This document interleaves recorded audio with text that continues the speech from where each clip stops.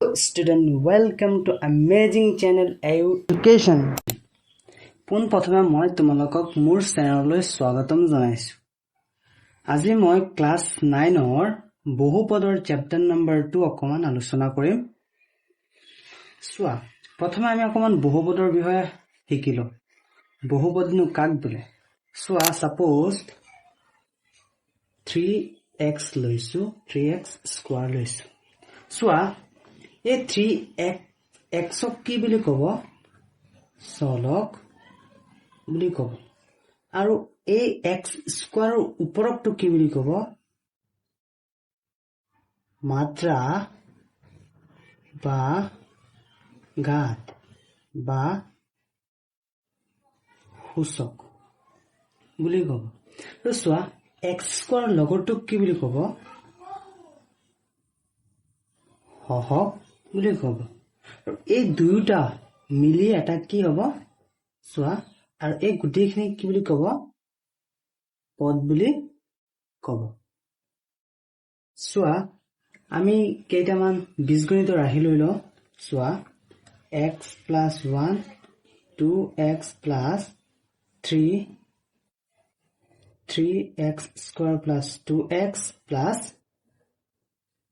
3।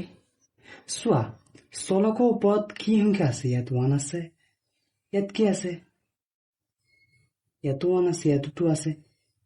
সোৱা, চলকৰ ওপৰত যদি 0 1 2 3 বহুত সংখ্যা থাকে, যদি চলকৰ ওপৰত পূৰ্ণ সংখ্যা থাকে, তেনেহলে এই ৰাশিটোক আমি কি বুলি কব পাৰিম? বহুপদ বুলি কব পাৰিম। সোৱা, √x plus 2 এইটোক আমি বহুপদ বুলি কব পাৰিম নে নাই? তোমালোকে আগৰ ক্লাছত বা আগৰ শ্ৰেণীত শিকি আহিছা, √, উঠি গলে 1/2 হৈ যায় নে নাই? সোৱা, 1/2 এটা পূৰ্ণ সংখ্যা হয় নে নহয়? গতিকে কি হব নোৱাৰে? বহুপদ হব নোৱাৰে। তো সোৱা, y plus 2y/2 divided by y। সোৱা, y plus 2 ৰাখা, এইটো এনেকে লিখিব পাৰিম নে নাই? নিশ্চয় পাৰিম।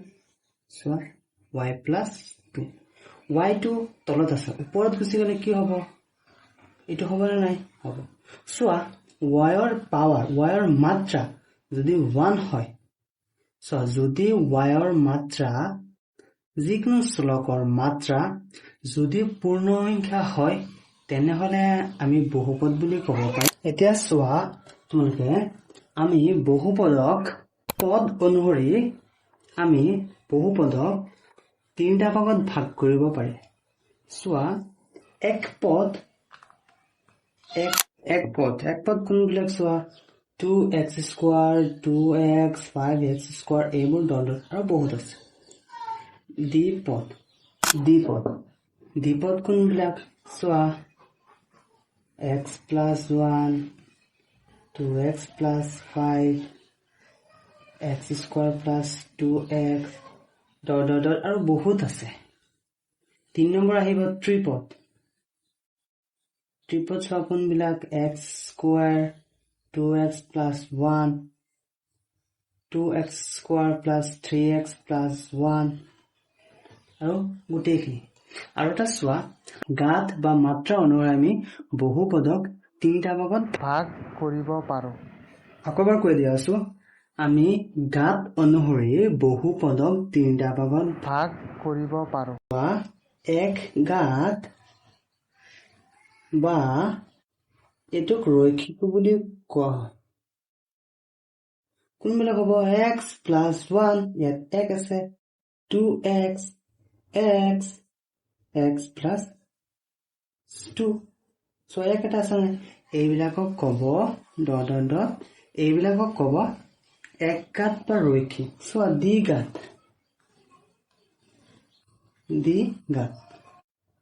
x square plus 2x plus 1। সোৱা, x ৰ ওপৰত কি আছে? 2 আছে, গতিকে কি হব? দ্বিঘাত হব।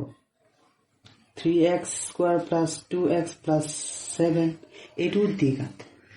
x square এইটো দ্বিঘাত। জেড স্কোৱাৰ এইটো ডি ঘাত বুজিছা আৰু এটা ত্ৰিঘাত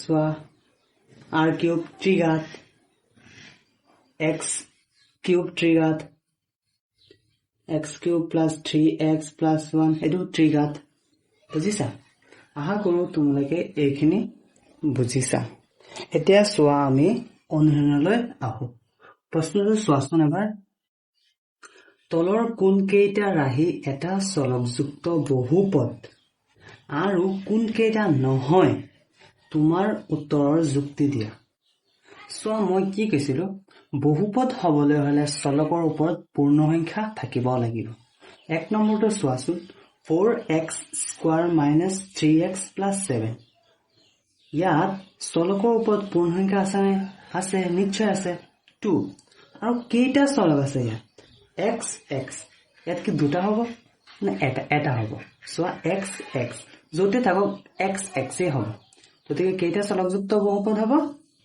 চোৱা কেইটা চলকযুক্ত হ'ব এটা কি কেনেকৈ লিখিম এটা চলকযুক্ত বহুপদ কাৰণ কি লিখিম চোৱাচোন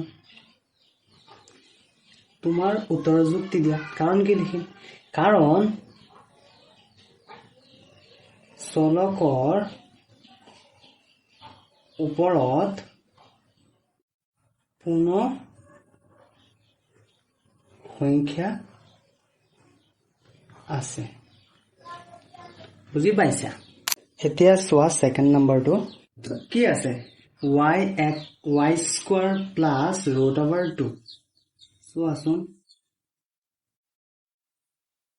ইয়াত কেইটা চলক আছে এটা চলকৰ ওপৰত কি আছে 2 আছে চলকৰ এই দুই এটা পূৰ্ণ সংখ্যা হয় না নাই হয় গতিকে এটো কি বুলি ক'ব পাৰিম বহুপদ বুলি ক'ব পাৰিম এটা চলকযুক্ত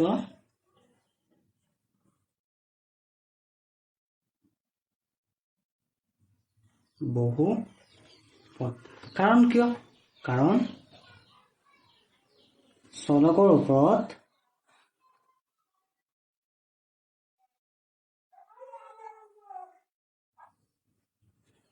পূৰ্ণ সংখ্যা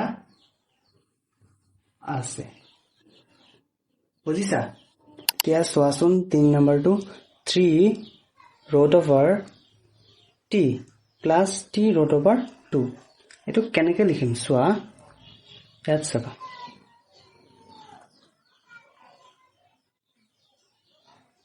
চোৱা 3√t plus t√2 চানে আছে চোৱা √over উঠি গলে কি হৈ যায় t ওপৰত 1/2 হৈ যায় t এইটো এনেকৈ থাকক চোৱা t ওপৰত কি আছে 1/2 এটা পূৰ্ণ সংখ্যা নহয় গতিকে বহুপদ নহয়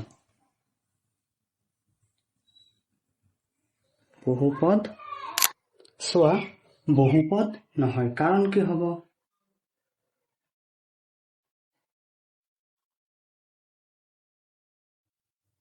চলকৰ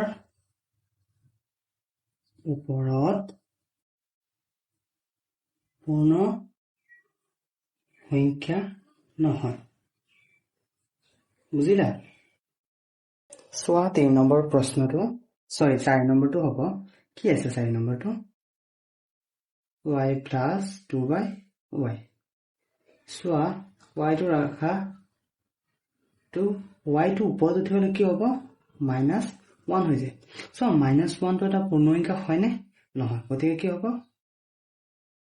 বহুপদ নহয় বুজিছা কাৰণ এটো লিখি দিবা কাৰণ same 3 এটো লিখি দিবা হা এতিয়া চোৱা এতিয়া 5 নম্বৰৰ সলিউশনটো চোৱা 5 নম্বৰটো অকমান প্ৰশ্নটো চাই লোৱা চোৱা কি আছে x to the power 10 y to the power 3 z to the power 15 চোৱা এইটো এটা বহুপদ হ'ব নে নাই হ'ব নিশ্চয় হ'ব চোৱা xৰ ওপৰত 10 আছে পূৰ্ণসংখ্যা আছে yৰ ওপৰত 3 আছে পূৰ্ণসংখ্যা আছে zৰ ওপৰত 15 আছে পূৰ্ণসংখ্যা আছে ইয়াত ফেক্টটো কি হ'ব ইয়াত কেইটা চলক যুক্ত বহুপদ হ'ব কি হ'ব তিনিটা চলক যুক্ত বহুপদ বুজিলা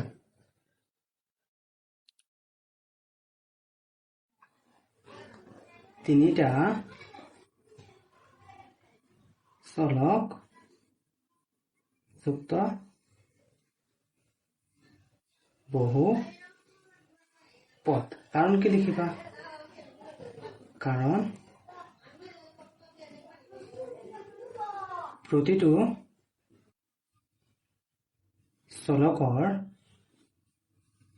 ওপৰত পূৰ্ণ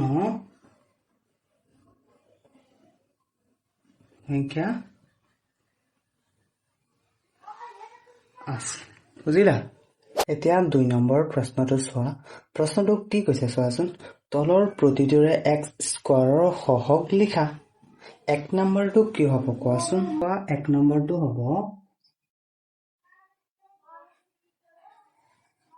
x এনেকে লিখিবা 1 নম্বৰটো ইয়াত চোৱা x স্কয়াৰ x ৰ লগৰটো কি আছে ইয়াত 1 এটা আছে নাই আছে খালি মানে 1 এটা আছে 1 into x স্কয়াৰ চোৱা x স্কয়াৰৰ